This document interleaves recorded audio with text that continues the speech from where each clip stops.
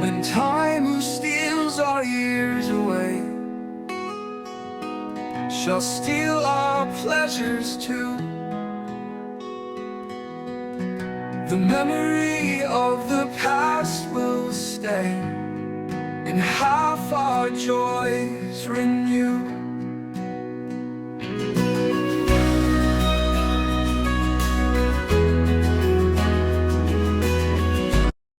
Hello and welcome to Irregular Odes on YouTube. This video is for people who are interested in photography and making photographs. It's an article from Digital Camera World, the home of digital photography. 1/500th is all I need for photography, maybe you do too. This article is by Sebastian Oakley and it was published on the 7th of September 2024. He says, I've used all sorts of shutter speeds, but 1/500th of a second is all I need. Maybe it's all you need too. I'm publishing this story because I think it's interesting, and please comment down below if you think this is a good idea. I intuitively think that this does seem to have merit, and I'll be letting you know in the future how it goes. I spent nearly 2 decades being a professional sports photographer, travelling the world for my job and shooting at many different shutter speeds to capture the action in full swing.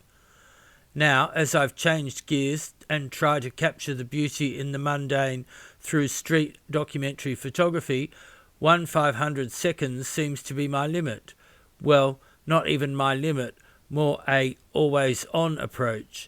And while that might sound odd, it really works in any setting. Now I know that 1/500th shutter speed isn't going to suit everyone, and there will be times when you need something much slower to let in more light, or faster to freeze every millimetre of motion.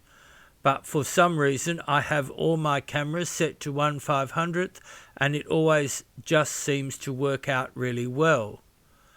The type of things I'm shooting for street requires that I either move quickly to get the shot, or things out in the open that are stationary and don't need anything faster to stop motion. All my cameras, film or digital, have these 2 settings fixed: shutter speed and ISO. Shutter speed being 1/500th second and ISO set to 400. The only thing I ever change is my aperture. And you know what?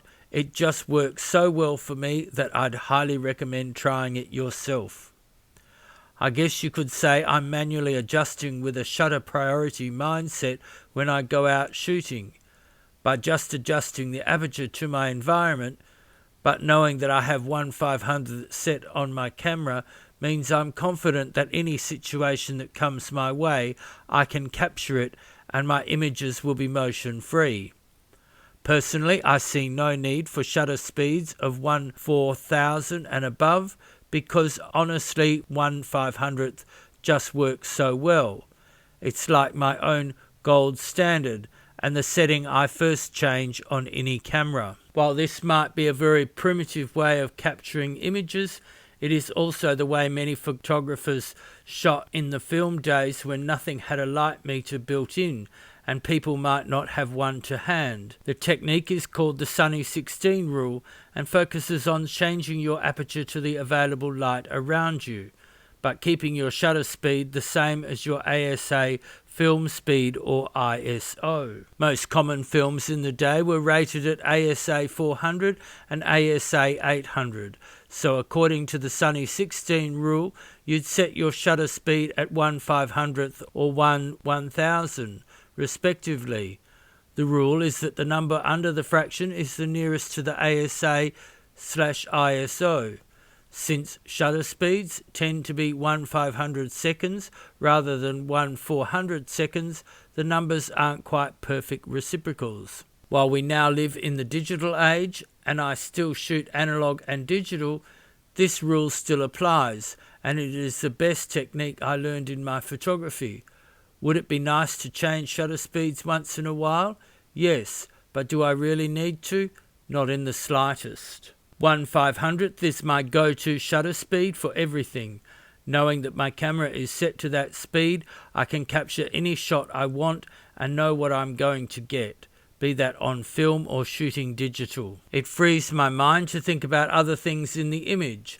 Composition, for example, how the light is hitting a scene, etc. Having one less thing to think about when taking images is such a feeling to experience that I recommend giving it a try. It will certainly work for most things and you might be surprised. Sebastian Oakley, the e-commerce editor. For nearly 2 decades, Sebastian's work has been published internationally. Originally specializing in equestrianism, his visuals have been used by the leading names in the equestrian industry, such as the Federation Equestria International, the Jockey Club, Horse and Hound, and many more for various advertising campaigns, books, and pre-post-event highlights. He is familiar with and shows great interest in street, medium, and large format photography with products by Leica, Phase 1, Hasselblad, Alpha, and Cine. Sebastian has also used many cinema cameras from the likes of Sony, Red, Arri, and everything in between. He now spends his spare time using his trusted Leica ME or Leica M2 shooting street photography or general life as he sees it, usually in black and white. Well, I hope you find that useful. Let me know in the comments down below how it goes for you. I appreciate everyone who watches my videos. Please like, share, subscribe. Follow at JamesRendell17 on x.com. Irregular Odes is on Facebook and YouTube. Thank you for watching, and I'll see you next time.